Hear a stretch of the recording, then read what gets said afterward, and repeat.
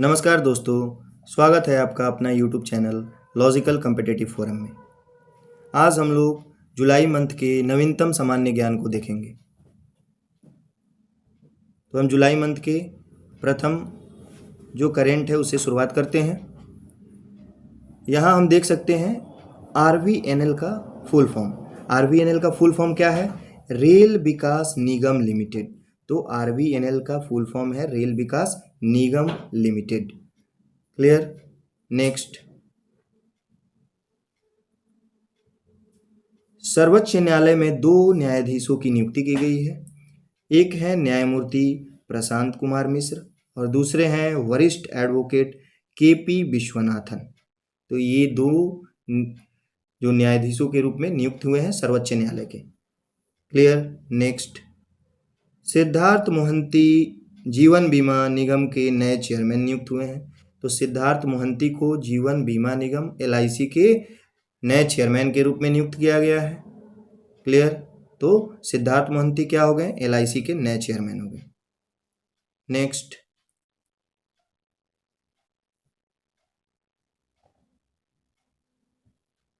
Karnataka cadre के IPS Praveen सूद CBI के नए निदेशक बनाए गए हैं। कर्नाटक कैडर के थे IPS ऑफिसर प्रवीण सूद, इन्हें CBI के नए निदेशक के रूप में चुना गया है, प्रवीण सूद।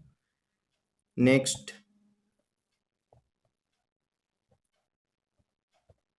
डॉक्टर मनोज सोनी UPSC के नए अध्यक्ष। तो UPSC के नए अध्यक्ष हाल ही में किसे बनाया गया? तो डॉक्टर मनोज सोनी को बनाया गया। नेक्स्ट, R दिनेश सत्र 2023-24 के लिए भारतीय उद्योग परिसंघ के नए अध्यक्ष बनाए गए हैं। R दिनेश, ये सत्र 2023-24 के लिए भारतीय उद्योग परिसंघ के नए अध्यक्ष बनाए गए हैं, जिसे इंग्लिश में हम लोग कहते हैं confederation of India industries. Confederation of India industries, CII।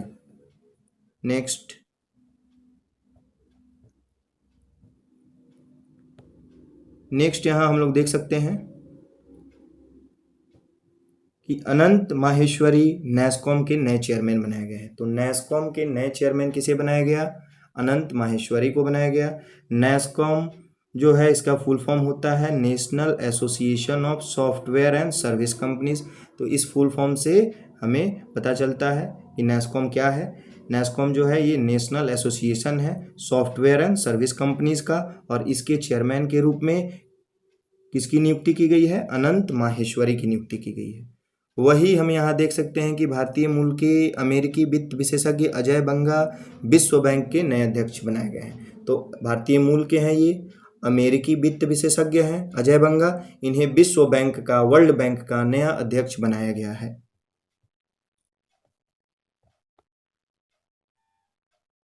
Next,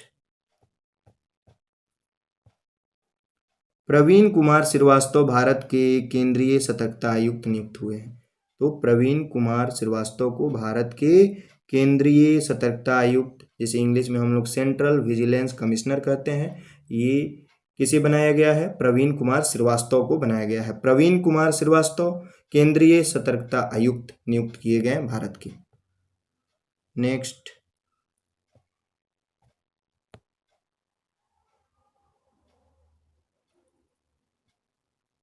Congress के अधीररंजन चौधरी संसद की लोक लेखा समिति, वही भाजपा के गिरीश बापट प्राक्कलन समिति व संतोष कुमार गंगवार लोक उपक्रमों पर समिति के अध्यक्ष पद पर 2023-24 के लिए बरकरार रहे हैं। अर्थात ये लोग ऑलरेडी इस पद पे थे।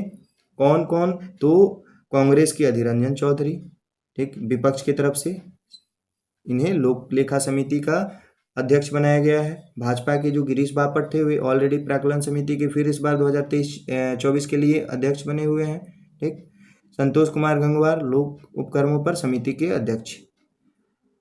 लोक लेखा समिति को हम लोग इंग्लिश में पब्लिक अकाउंट कमेटी कहते हैं। वही प्राक्कलन समिति को हम लोग एस्टीमेट कमेटी के नाम से जानते हैं, और जबकि लोक उपक्रमों पर समिति को हम लोग इंग्लिश में कमेटी ऑन पब्लिक अंडरटेकिंग कहते हैं। तो इसके वर्तमान अध्यक्षों को हम लोग देख चुके हैं। Adhir Ranjan Chowdhury public account committee के अध्यक्ष चेयरमैन बनाए गए, गिरीश बापट एस्टीमेट कमेटी प्राक्कलन समिति के अध्यक्ष, वही संतोष कुमार गंगवार ये कमिटी ऑन पब्लिक अंडरटेकिंग के अध्यक्ष बनाए गए हैं।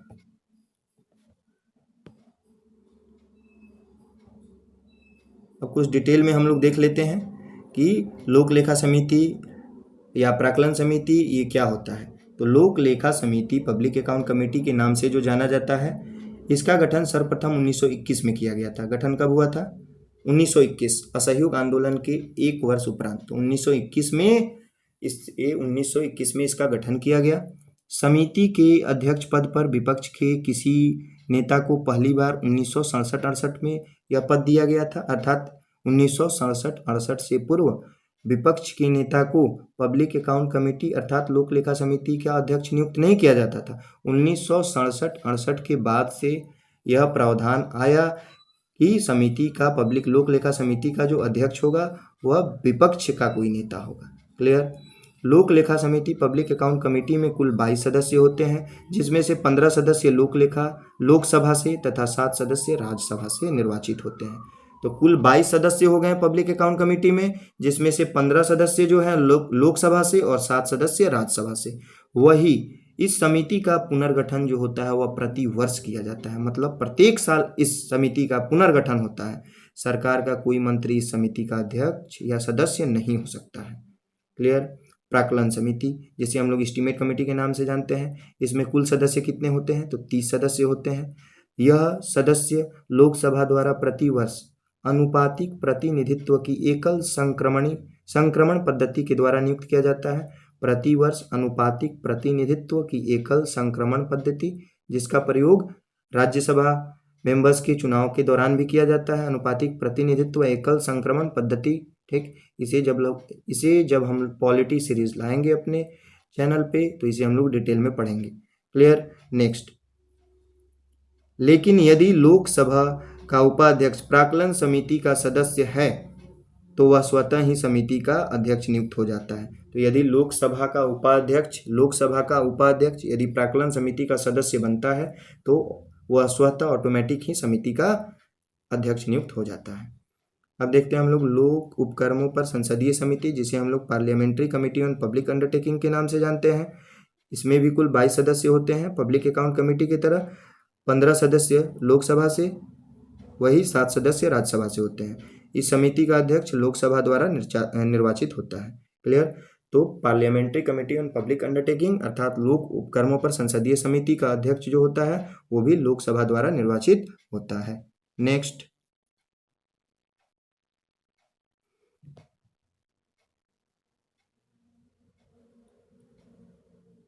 यहाँ हम लोग देखेंगे केंद्रीय सतर्कता आयोग, सेंट्रल विजिलेंस कमीशन के बारे में थोड़ा सा इसकी डिटेल में हम लोग यहाँ पढ़ते हैं कि इसका गठन 1964 में किया गया था, अर्थात सीवीसी सेंट्रल विजिलेंस कमीशन केंद्रीय सतर्कता आयोग का गठन 1964 में हुआ। यह वैधानिक अधिकार इसे सीवीसी अधिनियम 2003 के तहत प्राप्त हुआ। वैधानिक अधिकार जो इसे दिया गया वह 2003 के तहत सीवीसी अधिनियम के तहत दिया गया। सेंट्रल विजिलेंस कमिश्नर सीवीसी के अतिरिक्त अधिकतम 2 सतर्कता आयुक्त होते हैं, अर्थात कुल 3 होते हैं, ठीक, एक सेंट्रल विजिलेंस कमिश्नर और 2 अन्य कमिश्नर्स। इनका कार्यकाल जो होता है वह 4-4 वर्ष का होता है या अधिकतम 65 वर्ष की आयु तक यह इस पद पे बने रह सकते हैं।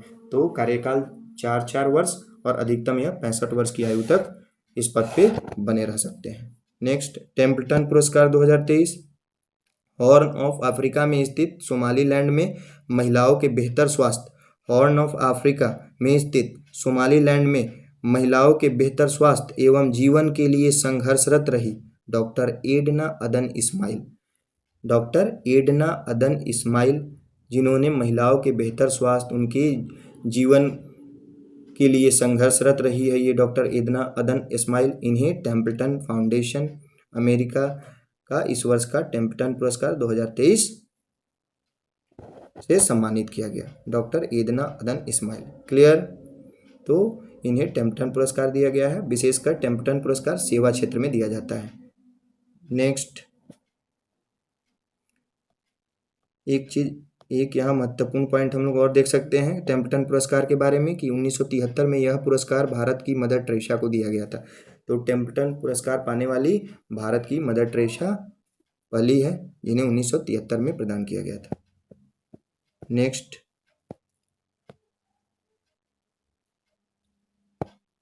गुइलेमो कानो वर्ल्ड प्रेस फ्रीडम पुरस्कार 2023।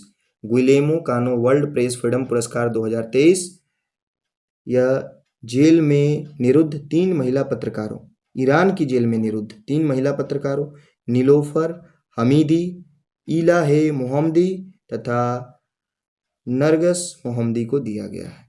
क्लियर, किसे किसे मिला है ये? तो ये जेल में निरुद्ध 3 महिला पत्रकार जो है नीलोफर हमीदी, इलाहे मोहम्मदी तथा नरगस मोहम्मदी को दिया गया है।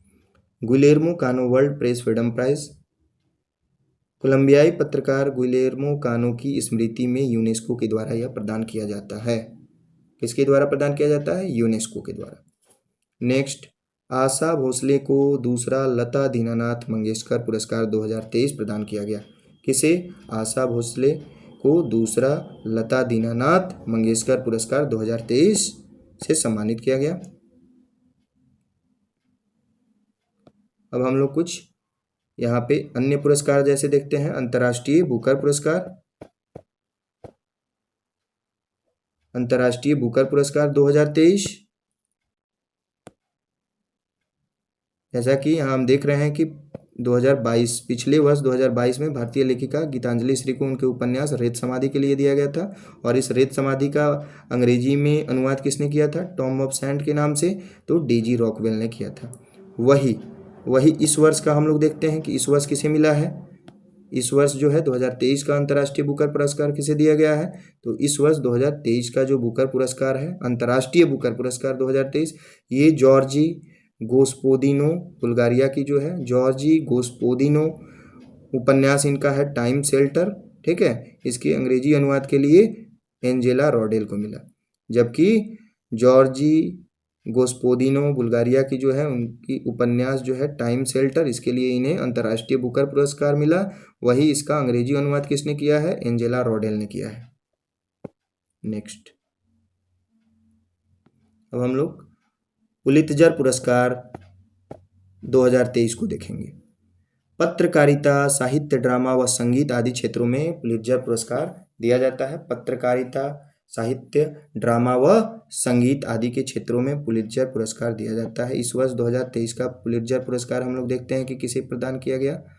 तो यहाँ हम लोग देख सकते हैं कि हर्नान डियाज द्वारा रचित उपन्यास ट्रस्ट, हर्नान डियाज द्वारा रचित उपन्यास क्या है? ट्रस्ट, तथा बारबारा किंगसोल्वर द्वारा रचित उपन्यास डेमोन कॉपरहेड के लिए संयुक्त रूप से फिक्शन का। ठीक है, तो किसे मिला है? हर्नान डियाज द्वारा रचित उपन्यास ट्रस्ट तथा बारबारा किंगसोल्वर द्वारा रचित उपन्यास डेमोन कॉपरहेड के लिए संयुक्त रूप से फिक्शन का दिया गया। ठीक, वही सनाज टोसी द्वारा रचित इंग्लिश के लिए ड्रामा श्रेणी का पुलित्जर दिया गया। सनाज टोसी द्वारा रचित इंग्लिश, सनाज टोसी द्वारा कौन सा रचित है? इंग्लिश, उसके लिए ड्रामा श्रेणी का पुलित्जर पुरस्कार मिला है। वही रियानॉन गिडेंस व माइकल एबलेस को ओमार के लिए संगीत का पुलित्जर पुरस्कार दिया गया है। क्लियर है? तो रियानॉन गिडेंस व माइकल एबल्स को ओमार के लिए संगीत का पुलित्जर पुरस्कार दिया गया। वही जन सेवा, पब्लिक सर्विस के क्षेत्र में एसोसिएटेड प्रेस को मिला जन सेवा, पब्लिक सर्विस। ठीक है, पत्रकारिता में दिया जाता है तो जन सेवा, पब्लिक सर्विस के लिए एसोसिएटेड प्रेस को, ब्रेकिंग न्यूज़ रिपोर्टिंग के लिए लॉस एंजल्स टाइम्स का स्टाफ। क्लियर? नेक्स्ट, वही हम लोग देख सकते हैं यहाँ कि इंटरनेशनल रिपोर्टिंग के लिए न्यूयॉर्क टाइम्स का स्टाफ को दिया गया है। ठीक है, इंटरनेशनल रिपोर्टिंग के लिए न्यूयॉर्क टाइम्स का स्टाफ। क्लियर? नेक्स्ट,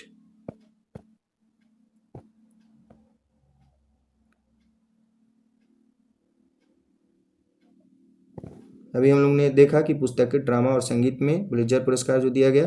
फिक्शन में trust Hernan Diaz, clear, word demon copperhead को, बारबारा किंगसोल्वर के लिए। ठीक, हिस्ट्री में freedoms dominion, saga of white resistance to federal power, Jefferson Cowie को मिला है। तो हिस्ट्री में freedom dominion, saga of white resistance to the federal power, इसके लेखक हैं जेफरसन कोवी, इन्हें मिला। ड्रामा इंग्लिश के लिए सनाज टोसी को दिया गया है। पुलित्जर पुरस्कार 22 श्रेणियों में दिया जाता है। और इसके साथ 15,000 डॉलर की राशि पुरस्कार स्वरूप दी जाती है। जन सेवा के पुरस्कार के तहत स्वर्ण पदक भी दिया जाता है। तो पुलित्जर पुरस्कार में जन सेवा जो पत्रकारिता के क्षेत्र में दिया जाता है, इसके साथ स्वर्ण पदक भी दिया जाता है। क्लियर। नेक्स्ट यहाँ हम लोग देखते हैं लॉरियस विश्व खेल पुरस्कार 2023। लियोनेल मेसी को वर्ष के सर्वश्रेष्ठ पुरुष खिलाड़ी के पुरस्कार दिया गया है, लॉरियस विश्व खेल पुरस्कार। जबकि सैली एन फ्रेसर वर्ष की सर्वश्रेष्ठ महिला खिलाड़ी घोषित हुई है। तो वर्ष का सर्वश्रेष्ठ पुरुष खिलाड़ी लॉरियस विश्व खेल पुरस्कार के तहत ये लियोनेल मेसी हैं। लियोनेल मेसी लॉरियस के सर्वश्रेष्ठ पुरुष खिलाड़ी कौन हो गए? लियोनेल मेसी, जो अर्जेंटीना के फुटबॉलर हैं, लियोनेल मेसी। वही वर्ष की सर्वश्रेष्ठ लॉरियस की सर्वश्रेष्ठ महिला खिलाड़ी ये सैली एन फ्रेसर, जो जमैका की एथलीट है, सैली एन फ्रेसर जो कि जमैका की एथलीट है। नेक्स्ट हम लोग देखते हैं कान फिल्म महोत्सव 2023 के पुरस्कार। यह फ्रांस का प्रतिष्ठित 76वां पुरस्कार है। कान फिल्म महोत्सव 2023 का पुरस्कार जो है वह फ्रांस का प्रतिष्ठित 76वां पुरस्कार है। क्लियर। इसमें हम लोग देखेंगे फ्रांस का जो प्रतिष्ठित 76वां कान फिल्म महोत्सव 2023, इसके अंतर्गत सर्वश्रेष्ठ अभिनेत्री का पुरस्कार जो दिया गया वह टर्किश अभिनेत्री मरवे डिजदार फिल्म अबाउट ड्राई ग्लासेस के लिए दिया गया। टर्किश अभिनेत्री है मरवे डिजदार, इनकी फिल्म है अबाउट ड्राई ग्लासेस, इसके लिए दिया गया सर्वश्रेष्ठ अभिनेत्री का पुरस्कार। वही सर्वश्रेष्ठ अभिनेता का पुरस्कार जो है वह जापानी अभिनेता कोजी याकुसो फिल्म परफेक्ट डेज के लिए दिया गया। जापानी अभिनेता कौन है? कोजी याकुसो, इसके लिए इनको सर्वश्रेष्ठ अभिनेता का पुरस्कार दिया गया है कान फिल्म महोत्सव 2023 में। अब हम लोग देखेंगे आईफा पुरस्कार 2023। आईफा पुरस्कार 2023 में ऋतिक रोशन को सर्वश्रेष्ठ अभिनेता व आलिया भट्ट को सर्वश्रेष्ठ अभिनेत्री का पुरस्कार दिया गया। ऋतिक रोशन, ठीक है, इन्हें सर्वश्रेष्ठ अभिनेता, आईफा का सर्वश्रेष्ठ अभिनेता का पुरस्कार, वही आलिया भट्ट को सर्वश्रेष्ठ अभिनेत्री का पुरस्कार से नवाजा गया। पुरस्कारों का वितरण जो हुआ है, पुरस्कारों का वितरण कहाँ हुआ? ये अबू धाबी में हुआ। पुरस्कारों का वितरण अबू धाबी। क्लियर। यहाँ एक चीज हम लोग और देख सकते हैं कान फिल्म में हम लोग यहाँ एक और चीज देख सकते हैं कि सर्वश्रेष्ठ फिल्म का palm Dior anatomy of the fall को मिला था। सर्वश्रेष्ठ फिल्म का palm Dior anatomy of the fall को मिला था। और यहाँ आईफा हम लोग देख रहे थे, आईफा 2023, जिसमें यह पुरस्कारों का वितरण कहाँ हुआ? अबू धाबी में हुआ। Abu Dhabi. इसमें पॉपुलर श्रेणी के पुरस्कार को हम लोग देखते हैं। सर्वश्रेष्ठ फिल्म का पुरस्कार, यहाँ पॉपुलर श्रेणी के पुरस्कार को हम लोग देखते हैं। सर्वश्रेष्ठ फिल्म दृश्यम 2 निर्देशक जो है अभिषेक पाठक हैं। सर्वश्रेष्ठ फिल्म का पुरस्कार किसे दिया गया? सर्वश्रेष्ठ फिल्म का पुरस्कार जो दिया गया है वह दृश्यम 2 को दिया गया है। निर्देशक है अभिषेक पाठक। Clear. Next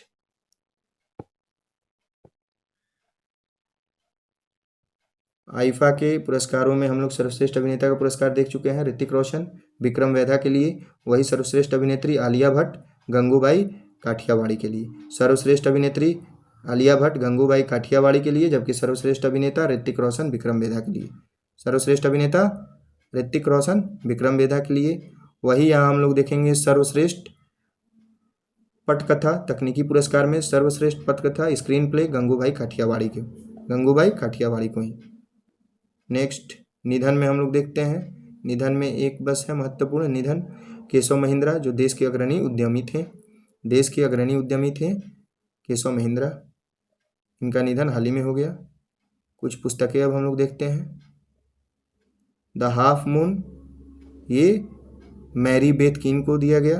the half moon जो है द हाफ मून जो पुस्तक है यह मैरी बेथ किन के द्वारा है। द हाफ मून जो है वह मैरी बेथ किन के द्वारा लिखा गया बुक है। वही golden years the many joys of living a good long life, ये रस्किन बॉन्ड के द्वारा है। The golden years the many joys of living a good long life, ये रस्किन बॉन्ड। और वही the half moon Mary Beth Keane. Next कुछ हम लोग दिवस पढ़ते हैं। 1 मई अंतर्राष्ट्रीय श्रम दिवस, मजदूर दिवस के रूप में मनाया जाता है, जो हम ऑलरेडी जानते हैं हम लोग। नेक्स्ट 3 मई विश्व प्रेस स्वतंत्रता दिवस के रूप में मनाया जाता है। 3 मई विश्व प्रेस स्वतंत्रता दिवस के रूप में। वही 22 मई अंतर्राष्ट्रीय जैव विविधता दिवस के रूप में। 22 मई अंतर्राष्ट्रीय जैव विविधता दिवस के रूप में मनाया जाता है, जबकि 30 मई को हिंदी पत्रकारिता दिवस के रूप में मनाया जाता है। तो 22 मई अंतर्राष्ट्रीय जैव विविधता दिवस, वही 30 मई हिंदी पत्रकारिता दिवस। 30 मई 1826 को हिंदी के पहले साप्ताहिक उद्दंड मार्तंड का प्रकाशन कलकत्ता से शुरू हुआ था। तो 30 मई को हिंदी पत्रकारिता दिवस जो मनाया जाता है, हिंदी का पहला साप्ताहिक उद्दंड मार्तंड का प्रकाशन कहाँ से शुरू हुआ था? कलकत्ता से। ठीक है, इसलिए 30 मई को हिंदी पत्रकारिता दिवस के रूप में मनाया जाता है। नेक्स्ट हम लोग देखते हैं, भारतीय सेना का ध्रुव हेलीकॉप्टर कश्मीर में किश्तवाड़ में दुर्घटनाग्रस्त हो गया। तो भारतीय सेना का ध्रुव हेलीकॉप्टर था, ये कश्मीर के किश्तवाड़ में दुर्घटनाग्रस्त। तो किश्तवाड़ पूछे कहाँ पे है, तो ये कश्मीर में है। किश्तवाड़ कहाँ? कश्मीर। नेक्स्ट G20 के पर्यटन कार्य समूह की बैठक श्रीनगर में संपन्न हुई है। G20 का जो पर्यटन कार्य समूह का बैठक था वो श्रीनगर में संपन्न हुआ है। टूरिज्म वर्किंग ग्रुप की तीसरी बैठक कहाँ संपन्न हुई है? तो ये श्रीनगर में संपन्न हुई है। नेक्स्ट अब हम लोग कुछ ऑपरेशन देखते हैं, ऑपरेशन और अभियान। यहाँ हम लोग देख सकते हैं कि नौसैनिक अभ्यास समुद्र शक्ति 2023। समुद्र शक्ति जो अभ्यास है ये भारत और इंडोनेशिया के बीच होता है इस वर्ष 2023 का। यह इंडोनेशिया के बैटम में, ठीक है, इंडोनेशिया के बैटम में हुआ। वही यहाँ पे हम लोग देखेंगे आसियान भारत समुद्री अभ्यास। आसियान भारत समुद्री अभ्यास, ASEAN that means south east Asian nation. ठीक है, साउथ ईस्ट एशियन नेशन, दक्षिण पूर्वी राष्ट्रों का यह समूह है आसियान। यहाँ हम लोग देखेंगे कि यह सिंगापुर के तट पे अभ्यास हुआ। पहला बंदरगाह चरण हार्बर फेज जो हुआ वह सिंगापुर की नौसेना के चांगी नौसैनिक बेस पर हुआ। सिंगापुर की नौसेना के चांगी नौसैनिक बेस पर हुआ। वही दूसरा समुद्री चरण सी फेज जो हुआ वह दक्षिणी चीन सागर में हुआ। ठीक है, तो ये सिंगापुर के तट पर हुआ। पहला बंदरगाह चरण हार्बर फेज जो हुआ यह सिंगापुर की नौसेना के चांगी नौसैनिक बेस पर हुआ। तो वही दूसरा जो है समुद्री चरण या सी फेज ये दक्षिणी चीन सागर में हुआ।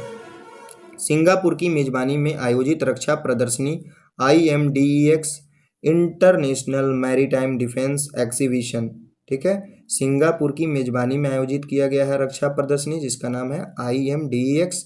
यह एक रक्षा प्रदर्शनी है, फुल फॉर्म है इंटरनेशनल मैरीटाइम डिफेंस एग्जीबिशन।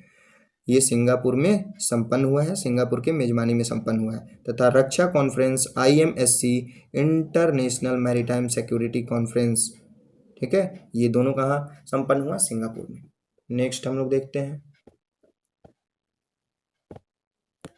खेलकूद से संबंधित कुछ प्रश्न, कुछ महत्वपूर्ण तथ्यों को हम लोग देखते हैं। बैडमिंटन, चीन रिकॉर्ड 13वीं बार सुदीरमन कप का विजेता।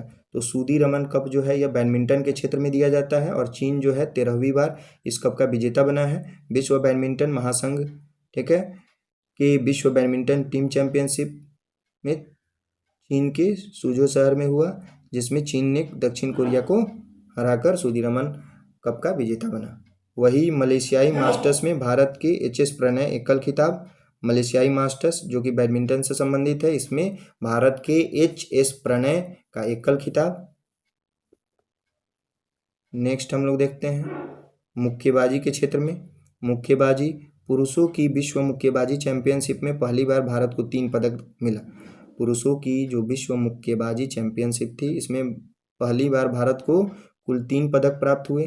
दीपक भूरिया ने फ्लाई वेट, ठीक है, दीपक भूरिया को फ्लाई वेट में, मोहम्मद हुसामुद्दीन ने फेदर वेट में एवं निशान देव ने लाइट मिडिल वर्ग में विश्व मुक्केबाजी चैंपियनशिप में 3 पदक जीते।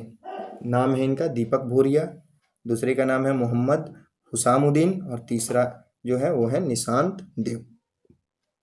क्लियर? यहाँ हम लोग देख सकते हैं कि पदक तालिका में प्रथम स्थान पे उज्बेकिस्तान है 5 स्वर्ण 2 रजत और 2 कांस्य के साथ, कुल 9 पदक के साथ उज्बेकिस्तान तालिका में प्रथम स्थान पे है विश्व मुक्केबाजी चैंपियनशिप के। वही भारत जो है यहाँ हम लोग देख रहे हैं, क्लियर, ये भारत जो है वह कांस्य 3, ठीक है, यानी कुल 3 पदक जीता, वो तीनों कांस्य था। यहाँ दीपक भूरिया कांस्य, मोहम्मद हुसामुद्दीन कांस्य और निशांत देव कांस्य। नेक्स्ट एथलेटिक्स में अब हम लोग देखते हैं। एथलेटिक्स में दोहा डायमंड लीग में नीरज चोपड़ा का जेवलिन थ्रो में स्वर्ण पदक। तो दोहा डायमंड लीग जो हाल ही में संपन्न हुआ उसमें नीरज चोपड़ा को जेवलिन थ्रो में स्वर्ण पदक मिला है। रिकॉर्ड 88.67 मीटर के लिए। विश्व रैंकिंग में शीर्ष 5 जेवलिन थ्रोअर में एक पहले स्थान पे हैं। विश्व रैंकिंग में शीर्ष 5 जेवलिन थ्रोअर में पहले स्थान पे कौन है? नीरज चोपड़ा, ठीक है। तो यहाँ हम लोग क्लियर देख सकते हैं कि विश्व रैंकिंग में शीर्ष 5 जेवलिन थ्रोअर में पहले स्थान पे नीरज चोपड़ा भारत की तरफ से। नेक्स्ट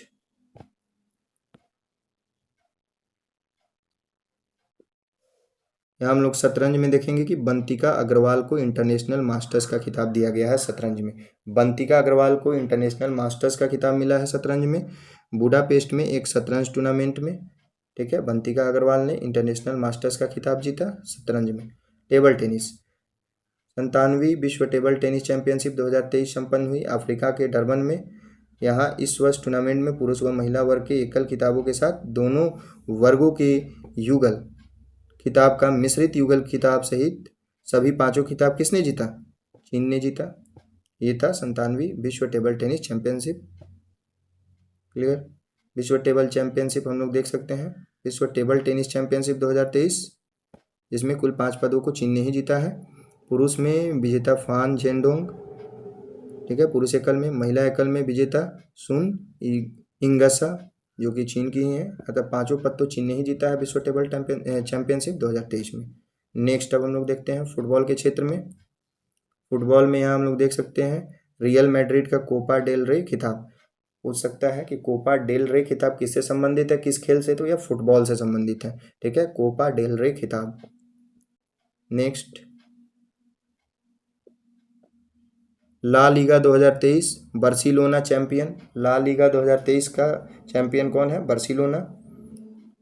अगला हम लोग देखते हैं गोकुलम लीग को लगातार तीसरी बार महिला फुटबॉल लीग का खिताब दिया गया है। विभिन्न शहरों में खेला गया। फाइनल मैच गोकुलम केरल वकीक स्टार्ट FC कर्नाटक के बीच खेला गया या अहमदाबाद में खेला गया। इस मैच में किक स्टार्ट कर्नाटक को 5-0 से हराकर गोकुलम केरल ने यह टूर्नामेंट को जीता। तो यह टूर्नामेंट किसने जीता है? गोकुलम केरल ने जीता है, clear.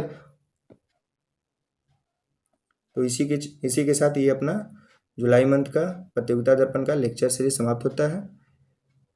Thanks for watching and next we will meet with the another lecture. Please share and subscribe it so that we will feel so confidence in making some more and more series for you which is very helpful for your upcoming examination.